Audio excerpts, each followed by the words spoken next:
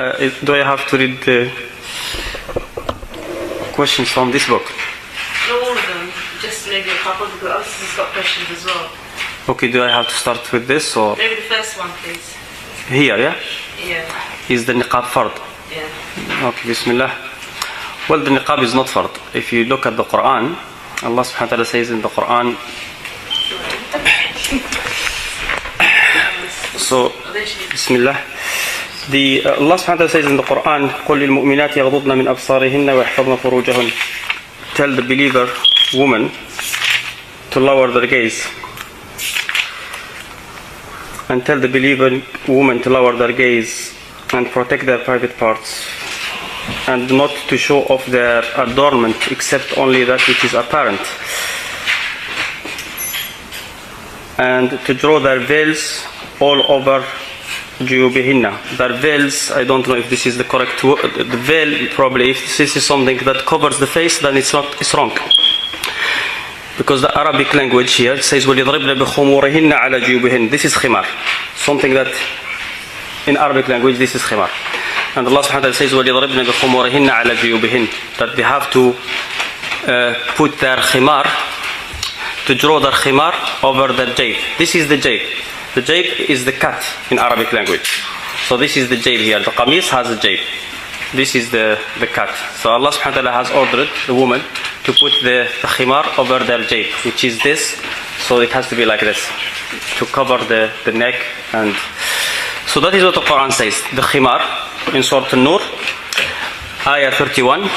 And it says jilbab in Surah Al-Ahzab. In Surah Al-Ahzab, Allah subhanahu wa ta'ala says also, يَا أَيُّهَا النَّبِيُّ قُلْ لِأَزْوَاجِكَ وَنِسَائِكَ وَبَنَاتِكَ وَنِسَاءِ الْمُؤْمِنِينَ. O Prophet, tell your wives and your daughters and the women of the believers to draw their cloaks all over their bodies. That will be better, that these should be known. Okay. O Prophet, tell your wives and your daughters and the women of the believers to draw their cloaks, the jilbab, all over their bodies. That is a wrong translation. This Quran is translated by the Saudis, so of course they will translate it according to their madhab. Allah subhanahu wa ta'ala says, يَا النَّبِيُّ قُلْ لِأَزْوَاجِكَ وَبَنَاتِكَ. Tell your wives and your daughters and the women of the believers to draw their jilbab. And the jilbab now is something that covers the body of the woman. So we have Surah An-Nur saying khimar, and khimar is something that doesn't hide the face. It hides the head. That is the khimar. And since Allah subhanahu wa ta'ala said وَلِيَضْرِبْنَا بِخُمُورِهِنَّ عَلَى جُيُوبِهِنَّ, they have to put their khimar over the jayb, which is the cut, so that it has to be like this, not something different, not like this. No, it has to be like this on the jayb. This is what Quran says in Surah An-Nur. The khimar doesn't hide the face, because this is what's known from the Arabic language. We have the hadith of Bilal, that the Prophet, he saw the Prophet doing wudu, and then he wiped with his hand over his khimar. So the Prophet was wearing khimar. The Prophet was not hiding his face, definitely. So that is the khimar. And then the Surah Al-Ahzab, it mentions the jilbab. Jilbab is something that hides the body.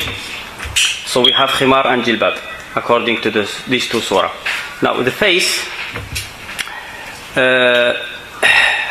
is something that is not mentioned in the Quran,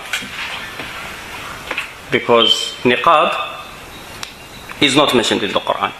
If the Saudis decided to translate the Quran according to their madhab, that is their business. But khimar is not something that hides the face, neither the jilbab. They tried to bring those who say, this is the opinion of the majority actually. It was the opinion of the majority, contrary to Ibn Mas'ud and those who follow him from the Salafis, just like Ibn Taymiyyah and those who follow him. Those who said that you have to cover that the woman has to cover her face, they brought another dalil, the hadith of Ibn Umar, which is in Bukhari, that the Prophet said when he was asked about the muhrim, the one who goes to ihram, go to Hajj, who wear ihram, what he should wear, he said that he should not wear trouser, imama, turban, qamis, shirt, and bornos, a hood, something that is attached to the any clothes, garment that is the head is attached to it, that is called bornos, hoodie. So that is the Prophet said that muhrim should not wear these things. And then the hadith goes on saying that a woman should not wear niqab for the face and should not wear gloves.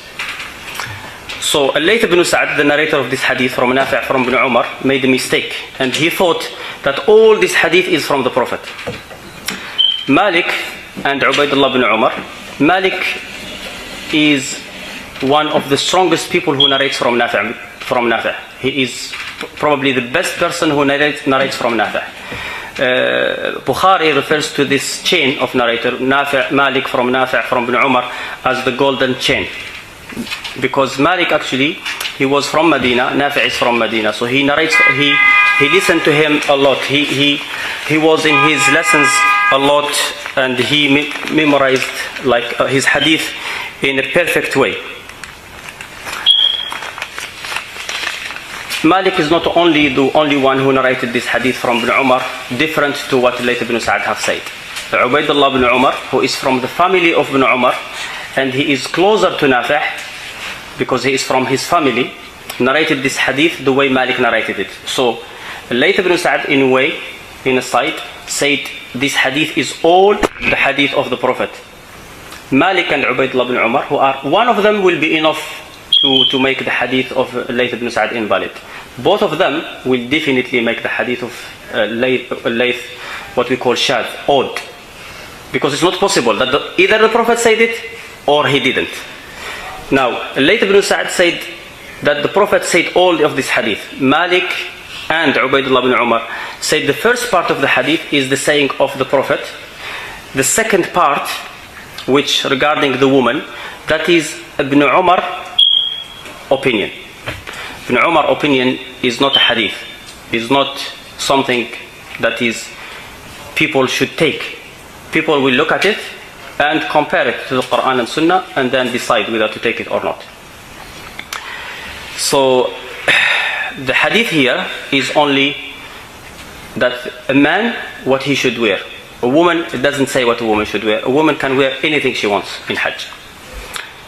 Now, those people who took this hadith to be sahih, which is in Bukhari actually, and Bukhari mentioned both of them. Bukhari considered the narration of Layth ibn Sa'd to be ziyadat thiqa, so he takes it. And he rather take the narration of Layth ibn Sa'd, who is an Egyptian narrating from someone from Medina. He takes that to be the strong. But not everybody agrees with him, with Bukhari in this matter. Now, those people who take this hadith, what they said the Prophet said the woman in Hajj should not wear niqab and gloves.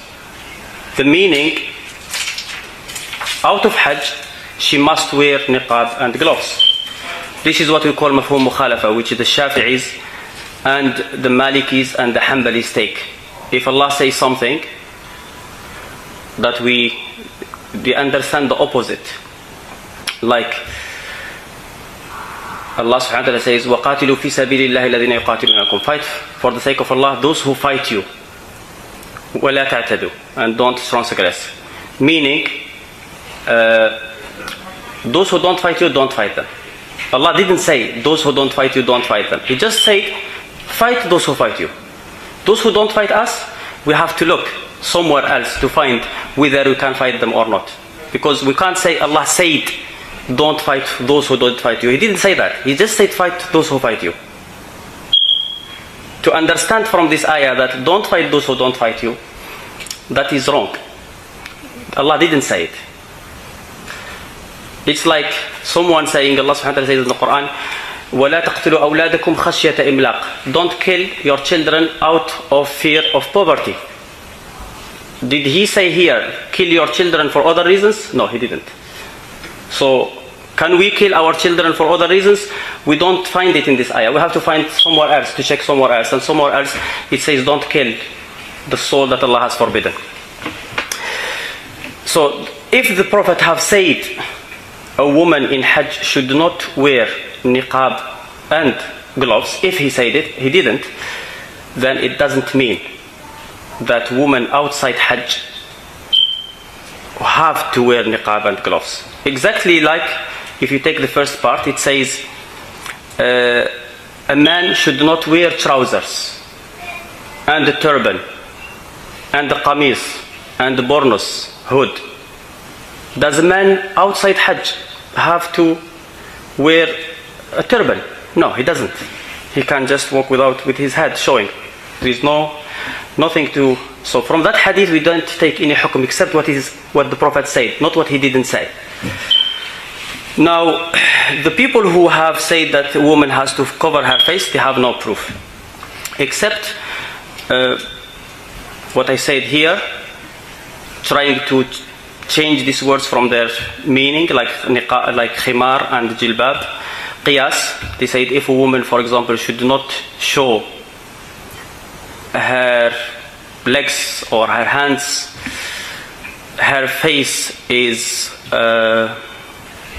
probably the most attractive thing in her body, so definitely she should not. How can be that Allah will forbid this and not forbid this? That is all nonsense, because we don't know why Allah forbid things. Allah doesn't. If Allah forbids something and He doesn't explain why. But did the Prophet's wives wear niqabs? And how are they dressed? The religion is not. They don't take it from how the people used to do at the time of the Prophet. That is not how to take the religion. The people at the time of the Prophet, they might decide to do anything they like as long as it's not haram.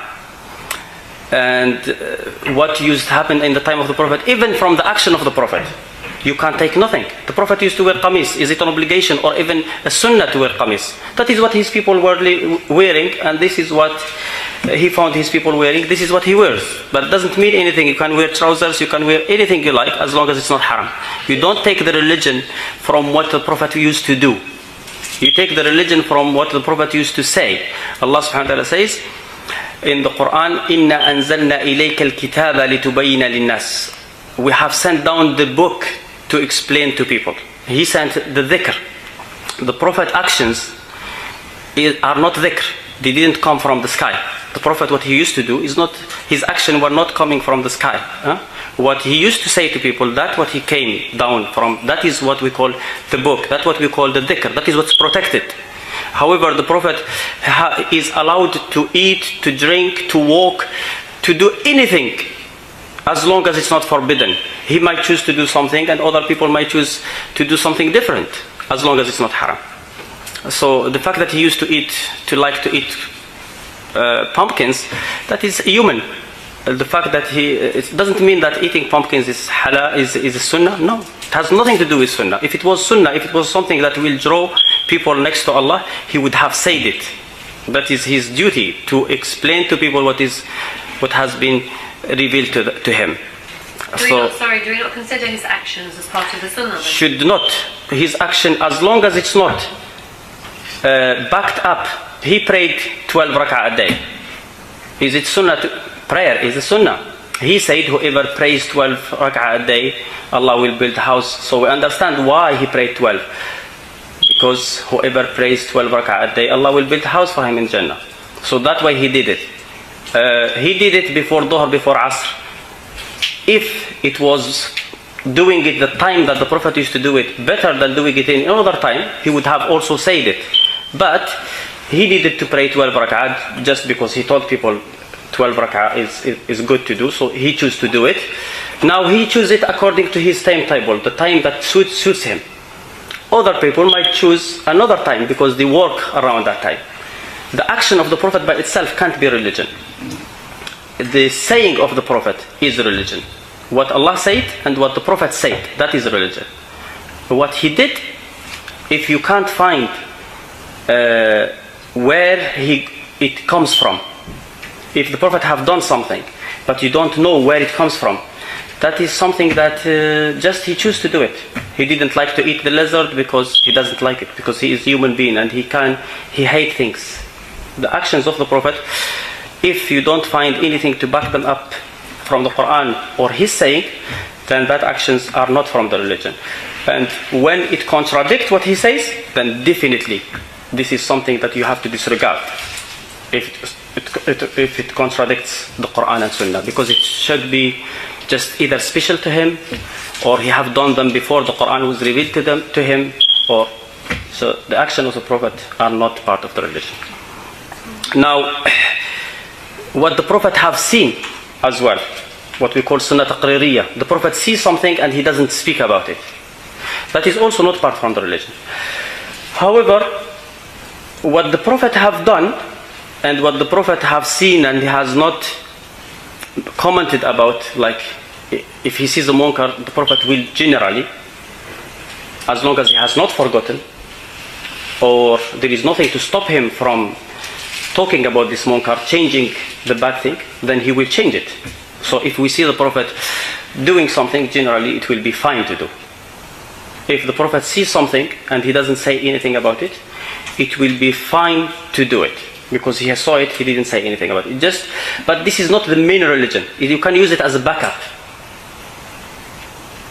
But then if there isn't anything directly said about it, then people do use it as...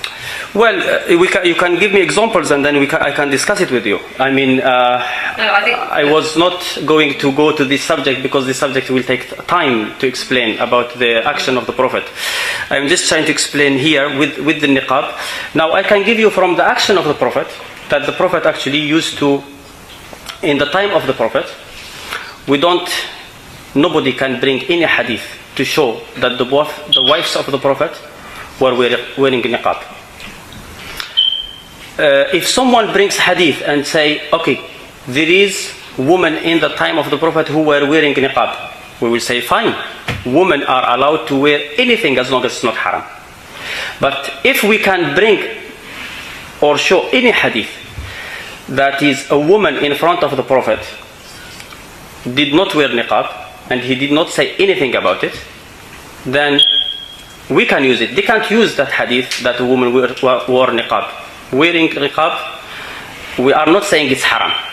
I don't say wearing niqab is haram. I say it's fine. It's not an obligation only.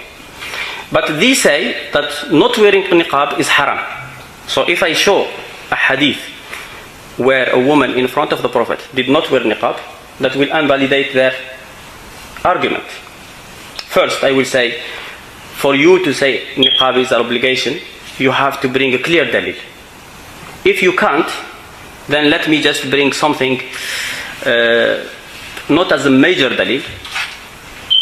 Major dalil will be Quran and the saying of the Prophet. But as a backup, an action from the Prophet, action from someone in front of the Prophet.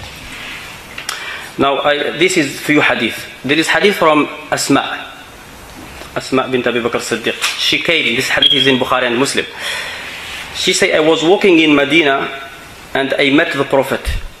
He was with his companions on a camel. So he saw me and he stopped his camel and he called me to ride behind him. Now, Asma is not the wife of the Prophet. You think that the Prophet would have looked at the body of the woman to try to find out who she is? I mean, if the face of Asma was not covering, was not showing, for all these thousands of women in Medina, how can the Prophet know Asma?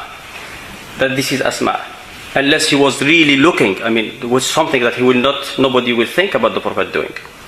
But you see a woman with her face, you will recognize her. So he stopped to take her with him on his camel. This hadith is in Bukhari and Muslim, showing that Asma in front of the Prophet was not wearing niqab. He didn't tell her to wear niqab, he just called her to ride behind him. She refused. That is one hadith. There is another hadith from Bukhari and Muslim, narrated by Aisha. She said the woman at the time of the Prophet used to pray Fajr.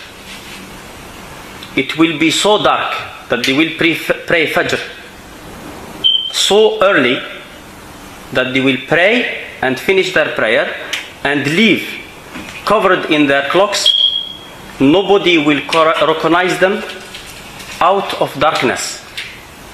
Nobody will recognize them out of what? Of darkness.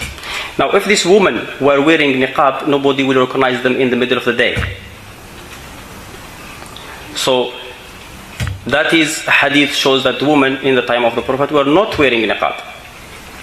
There is hadith from Ibn Abbas, which is in Bukhari, that a woman came to the Prophet in Hajj, and she asked him about her father being old, not being able to ride, if she can do Hajj on his behalf. And the Prophet, Ibn Abbas, described her. He says this woman was so beautiful that Al-Fadl was looking at her. Now, how can Ibn Abbas know she was if she was covering her face? He will not be able to see that or to say that. There is another hadith in Muslim from Abu Sa'id al-Khudri where he said, in the Eid day, the Prophet made a speech for the man, and then he went and started talking to the woman and said, "Oh woman, give charity, because I saw that you were the majority of the people of hellfire." Now, Abu Sa'id al-Khudri was beside the Prophet, and he saw a woman standing and asking the Prophet a question. But he described her. He said, a woman from the middle of the woman, meaning not very beautiful, not very just normal, middle. He said, a woman from the middle of the woman with tinted cheeks, like she has marks, different color on her cheeks. How could he see this if she was covering her face? Now, she asked the Prophet question, so the Prophet was looking at her. She asked him question, and the Prophet replied. And Abu Sa'id Khudri is talking about this woman, describing her. She said, why, O Prophet of Allah, why are we the people? He said, because you commit kufr of the ashir, you kufr of the husbands. Now the Prophet, before he answered this question, there was nothing there to stop him from telling her. I don't take this as a major prove myself. But now, if you want to reject what I am saying here, you have to bring me clear hadith that says that the woman, I have a dalil. To reject all this dalil, bring me hadith where the Prophet said that a woman has to cover her face. Is there any proof to say that it's nearer to purity for the woman that does cover the face? No. There is no hadith. There is one hadith in Tirmidhi that's from Ibn Mas'ud that says, Al-mar'atu awra, the woman is awra. That hadith in Tirmidhi is the narration of Ibn Mas'ud, from the narration of Ibn Mas'ud. However, it's the narration of someone called Hammam bin Yahya. You can't call him trustworthy. From Qatada. Qatada is unanimously trustworthy, unanimously mudallis. He plays with word. He doesn't hear something, but he make it look like he heard it. And in this case here, he didn't say that I heard the hadith from Muwarriq al-Ajli. This hadith comes like this: Hammam bin Yahya from Qatada, from Muwarriq al-Ajli, from Abi al-Ahwas, from Abu Sa'id al-Khudri, from Ibn Mas'ud, Abdullah bin Mas'ud. Now, if Qatada said that I heard this hadith from Muwarriq al-Ajli, this hadith will be perfect, will be sahih. The problem, he didn't say that. And why he doesn't say that? Because sometimes he will hear hadith from someone who is weak from someone, but he will drop the weak person, and he says, like me for example, I will say, I hear hadith, well, probably you are familiar, I will give you some names here that you are familiar with. Ismail, of the owner of this house, and Dr. Mas'ari, you heard about him. So, Ismail will tell me, Dr. Mas'ari have said something. But people, for example, don't consider Ismail to be strong in hadith. He is weak or for some reasons. Now, because Ismail is weak, just an example, his hadith will be invalid, will be rejected. For me, what I will do, I will play with words and say, from Dr. Mas'ari he said so and so. When people hear this, they will think that I heard it directly from Dr. Mas'ari. Qatada does this. So he say from Muwarriq al-Ajli. We don't know where he got it from. Directly from Muwarriq al-Ajli or from someone else. And such hadith, according to the muhaddithin, is rejected. And this hadith should be rejected. Qatada, if you take his hadith where he didn't mention the narrator that he heard it directly, you will see many weird hadith. And he will become weak actually for that reason. Because when someone narrates regularly weak what we call weird hadith that doesn't make sense, people will drop him, will just drop him. Qatada is trustworthy. Whenever he mentioned hadith straight, he mentioned the names correctly, then his hadith all are fine. So this hadith here in Tirmidhi is weak. So there is no hadith about niqab at all. And all hadith that shows from the time of the Prophet are hadith show that the women in the time of the Prophet were not wearing niqab. So this is a matter of choice. Someone wanted to a woman want to wear niqab, it's her choice. She doesn't. What about makeup and jewelry and all that? No, makeup jewelry is totally different. Now, Allah subhanahu wa ta'ala, when He says in the Quran, وَقُلْ لِلْمُؤْمِنَاتِ يَغْضُضْنَ مِنْ أَبْصَارِهِنْ, this ayah in Surah An-Nur, He says, وَلَا يُبْدِينَ زِينَتَهُنْ, they should not show their beauty, zina. But zina in Arabic is not husn. There is two words.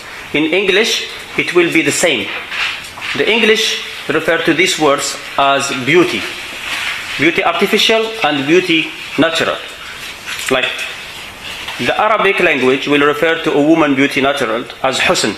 Allah subhanahu wa ta'ala says in the Quran, لا يحل لك النساء من بعد ولو أعجبك حسنهن. That women are forbidden. Allah forbid at one time to the Prophet to get married anymore. So Allah forbid him to marry any woman, even if he likes her beauty. And that is husn. وَلَوْ أَعْجَبَكَ حُسْنُهُنْ. But there is the beauty which we call artificial, zina. That is what Allah forbid women from showing, the zina. وَلَا يُبْدِينَ زِينَتَهُنْ. They should not show their zina. What is zina in Arabic? Zina in Arabic is the beauty artificial. Like jewelry, like makeup, like clothing. Clothes is beauty, but beauty artificial. And clothes have to be hidden. The clothes. That's why Allah SWT says in the Quran, وَلَا يُبْدِينَ زِينَتَهُنَّ إِلَّا مَا ظَهَرَ مِنْهَا, except what is apparent, because you can't hide all the beauty. The clothing are beauty. Allah subhanahu wa ta'ala says in the Quran, خُذُوا زِينَتَكُمْ عِنْدَ كُلِّ مَسْجِدٍ. Take your beauty next to any mosque. What is beauty here? Beauty here is the clothes. So when you go to the mosque, when you stand up in a place to pray, that is your mosque, you have to take your beauty, you have to wear clothes. It's haram. That is the ayah actually that shows if someone tells you why a man or a woman should not pray without clothes. Because of this ayah. خُذُوا زِينَتَكُمْ عِنْدَ كُلِّ مَسْجِدٍ. Allah mentions this ayah just after He mentioned about Adam and Hawa getting out of Jannah. After they didn't know about what is clothing or what, but when they ate from the tree and then they understood that they have to cover themselves. So Allah said after that, خُذُوا زِينَتَكُمْ عِنْدَ كُلِّ مَسْجِدٍ. Zina is clothing. Zina also is makeup. Zina is jewelry. So a woman should not show any part of jewelry outside. If a woman is wearing makeup or wearing jewelry in her face, then definitely she has to wear niqab. Not if she is not wearing. If a woman is buying clothes to wear outside, that clothes should not be attractive clothes. If a woman is wearing attractive clothes, she has to wear just clothes to cover these clothes, because this clothes is zina, and Allah ordered the woman not to hide their husn, which is beauty natural, to hide the beauty artificial. This is the zina that people say when the Saudis say the face is beautiful and stuff. No, that is husn. That is the way Allah created. But if she does anything to beautify herself, that beauty has to be hidden. The shoes are beauty. What we call socks are beauty. Qamis is beauty. All these have to be covered. By what? By khimar and by jilbab. Where there is where the khimar, where a woman put any extra things on her face, she has to hide it. And outside, normally she should not show any jewelry, anything that has to do with beauty. that is different matter. But if she is natural, she has nothing on her, she is not wearing any jewelry, then it's fine. She can show her face. What about, like if a woman's face is like she's got spots or she's to cover that because it's her face has become. If she has spots and she doesn't want to show it to people, she can cover it with the niqab then. She's got her makeup to hide it. No, not with the makeup. Makeup outside is not allowed. A woman is not allowed. Of course, there is nothing to show that she has to cover her face, but she is not allowed to show any kind of beauty. That is what Allah ordered actually the woman. The word zina is not husn. The word zina is a beauty artificial. Clothes are beauty. Makeup is beauty. Allah subhanahu wa ta'ala said, وَلَقَدْ زَيَّنَّا السَّمَاءَ الدُّنْيَا بِمَصَابِيحِ. We have covered the sama, the sky of the dunya, the first sky, with stars. Zina should not be part of the object. Zina is something extra that you add to the object to make it beautiful. So we say the sama by itself is hasna. You put the star, that is, the star are the zina of the sama, of the sky. Anything that you add to the object to. So a woman by herself, if she is beautiful, you say this is hasna. If you put makeup to her, that is zina. And Allah ordered her to cover her zina. She is not allowed to go outside with what we call rings on her hand or any kind of zina showing. That is forbidden in the religion. Anything's in her hand that is jewelry, this is the zina that she has to cover. But if there is no zina, then there is no problem with her showing her face outside. Because there is no proof whatsoever about every proof in the Quran, in the Hadith, shows that a woman can show her face. These people who say a woman has to cover her face, they have no any proof. That is but some people, of course, they say they take this kind of what we call sadd al-dhara'i'. A woman might be take this as an opportunity to do something extra or something. This is nonsense.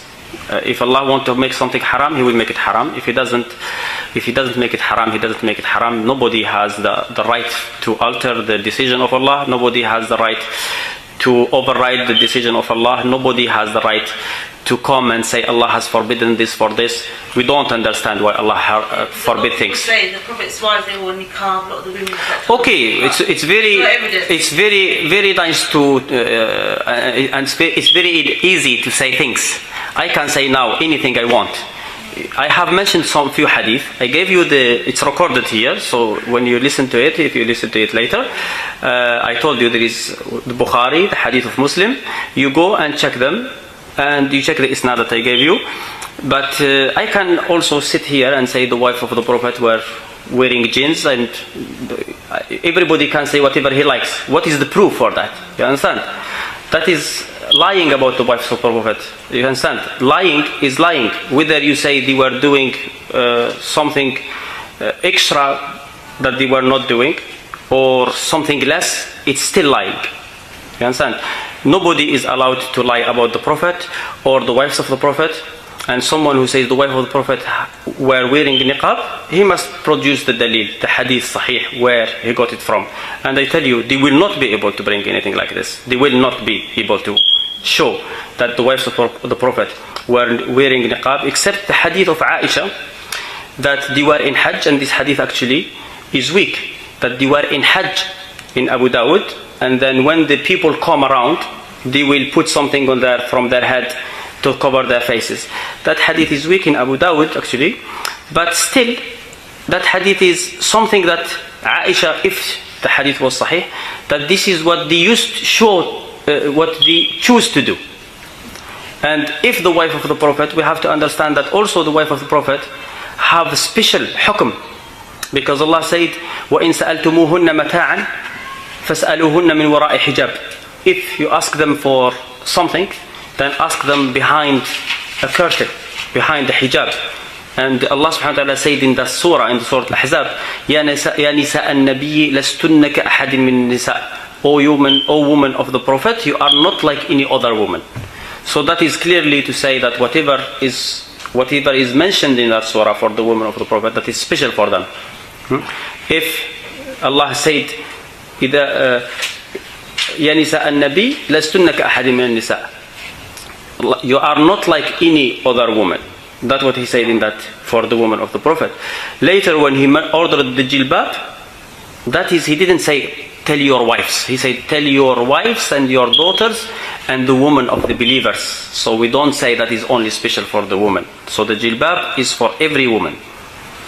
But other things that are mentioned in that surah is only in that paragraph where Allah says Ya nisa an-nabi lastunna ka'ahadin min nisa, that is special for the wives of the Prophet. Anything that comes, for example, فَلَا تَخْضَعْنَا بِالْقَوْلِ, don't talk softly, that is in that surah is for the women of the Prophet. If it wasn't for the hadith that says that the tongue or the mouth will commit adultery or fornication, and that is by talking, then you should not tell, then we should say, oh, other women can speak softly. But no, other women can't speak softly because of the general hadith which is narrated by Bukhari and Muslim, that even the mouth can commit adultery, and that is by talking in a way that is not good. So is there anything that you want to talk about the niqab as well here? How the wives of the Prophet were dressed? They would definitely were dressed in proper manner. How? Allahu A'lam. There is no, you will not find hadith. You will find hadith, for example, to dress completely how the women of the Prophet were dressed. You will not find something like that. You will find hadith of Salama asking the Prophet how to, when he said that man jarra izarahu khuyala, that Allah would not look at someone who drag his garment, or not his garment, his izar, out of pride. Salama then said, what should women do with their robes? He said they should lower them one palm of the hand, and then she said maybe their feet will show off. He said then one dirah, like a length of what arm. That hadith is narrated by Abu Dawud and Tirmidhi. That hadith is similar hadith because the hadith of Ibn Umar, similar hadith is narrated by Ibn Umar in Bukhari, and it says, it doesn't say that. It is not, the hadith is narrated by Ma'mar from Ayyub, and Ma'mar from Ayyub is not very strong. And that hadith actually is narrated, other narrators mentioned that Abu Bakr asked the Prophet question, not Salama.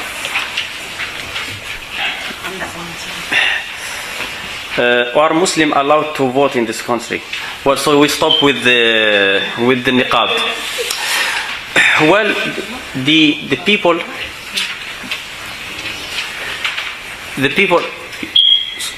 sorry, don't Ismail, don't forget when it's time to go.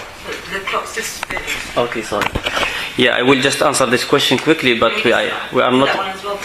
Okay, so voting, some people say voting is haram.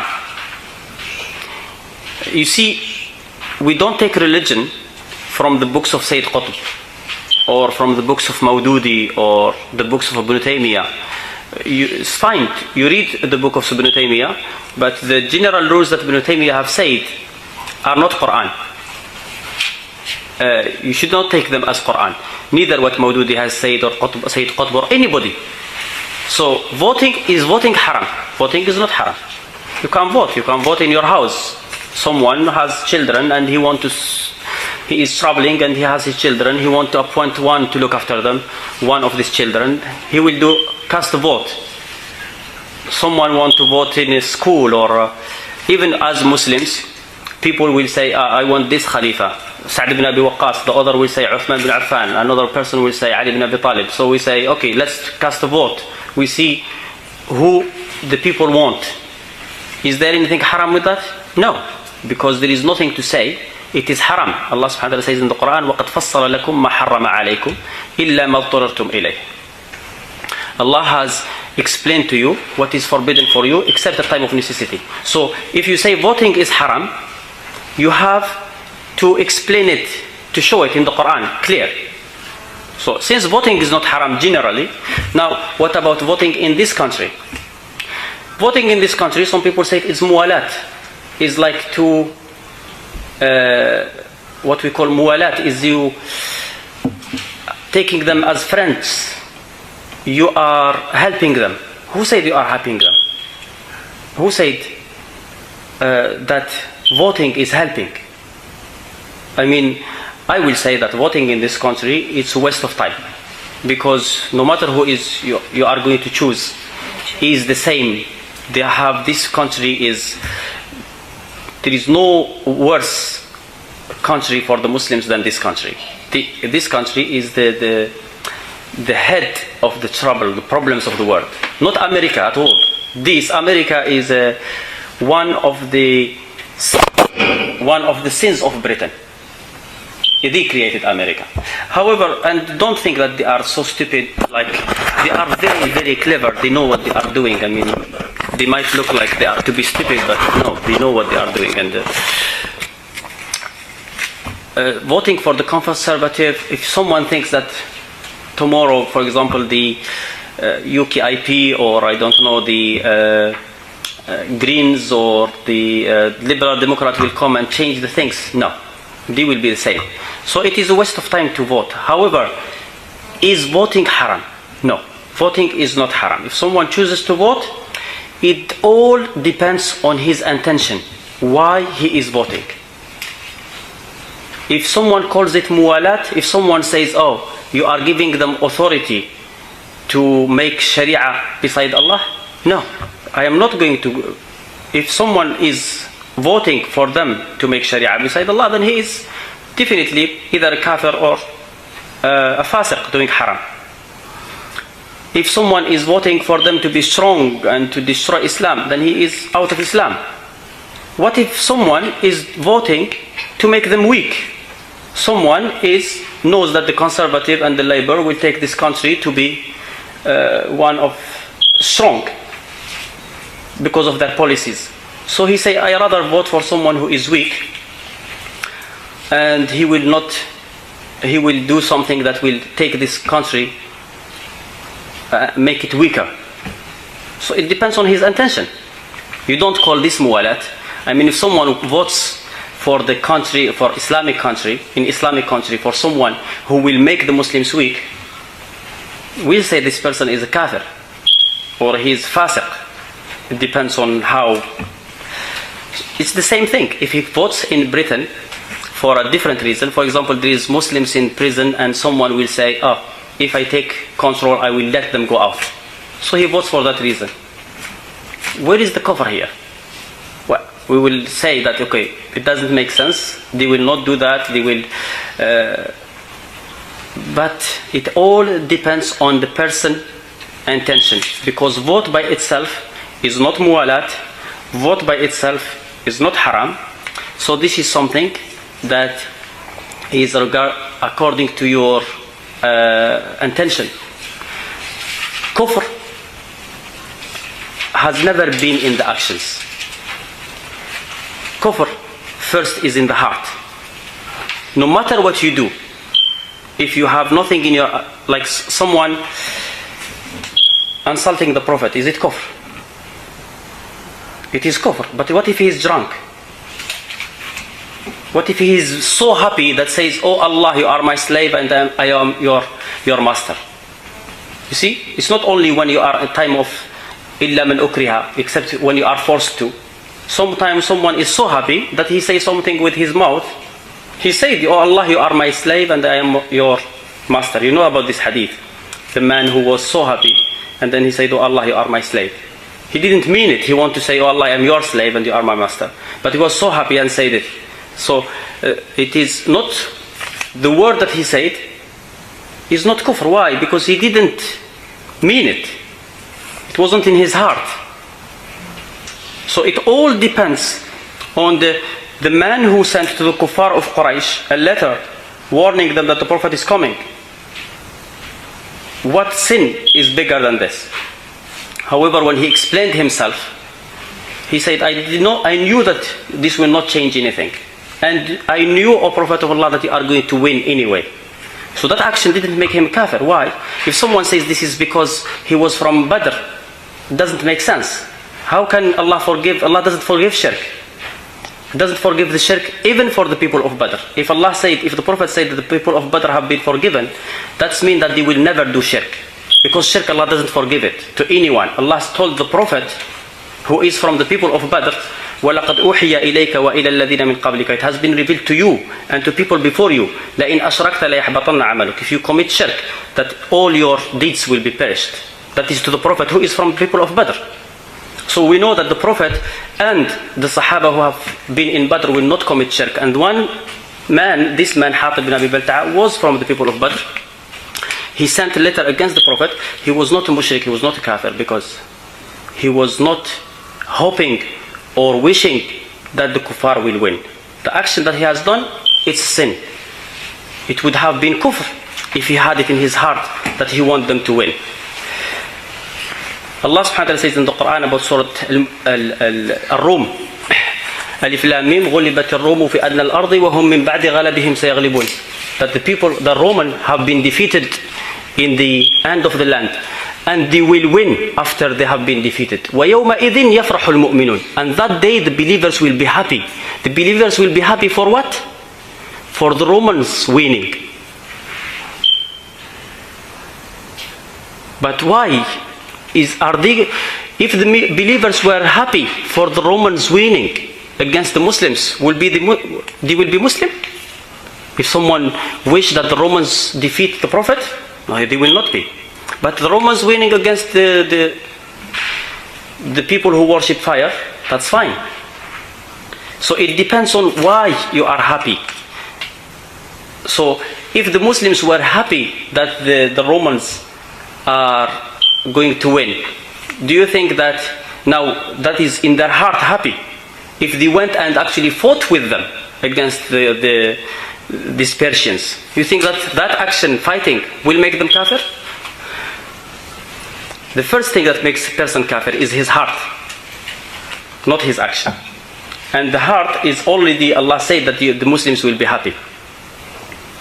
So if someone went and started fighting, for example, with Russia against America, it all depends on why. Does he want the Russians to be strong to destroy Islam, or he want just America, who is very strong against Muslims and very strong? He want America to be destroyed, and then okay, Russians are easy there later. So that is different story. So a person action depends on his intention. إنما الأعمال بالنيات. And voting is not wala at all. And the person, when he votes, if he goes to do, we know if he votes for someone, for the party, that party will not only, if a party say I am going to free all the Muslims from prison, or I am not going to discriminate against Muslims, we know that he is not only thing he is going to do, they are going to do other things, yes. But he is not voting for that thing, he is just voting for the Muslims to get out of prison. So this person, there is nothing, he is not doing anything haram. I don't do that because I don't see it useful. But to say haram, to say makruh, that is, my opinion is that's wrong. His opinion is fine. There is nothing wrong with that. Can you explain about the hidden killing? Did the Prophet forbid it? Is it haram to go to university? The forbidden killing, it is haram. Yes, if the Prophet said it is forbidden killing, then all the killing is haram. This hadith, I think you are referring to hadith of Judama bint Wahb, which is in Muslim, that the Prophet was asked about this action. If a man or woman, a man and a woman do this action, and then he said regarding the azl, and he said, تِلْكَ الْمَوْءُودَةُ ذَلِكَ الْوَأْدُ الْخَفِي. That is the hidden killing. And then he said, وَإِذَا الْمَوْءُودَةُ, and he read this ayah, وَإِذَا الْمَوْءُودَةُ سُئِلَتْ. This, you find this hadith in the Muslim, the Kitab al-Nikah. And that is meaning, if the Prophet referred to it as killing, then killing is haram. If the Prophet said it's small killing or hidden killing, that is still haram. Because Allah subhanahu wa ta'ala says, وَذَرُوا الْفَوَاحِشَ وَذَرُوا ظَاهِرَ الْإِثْمِ وَبَاطِنَهُ. Keep away from the hidden sin and the apparent sin.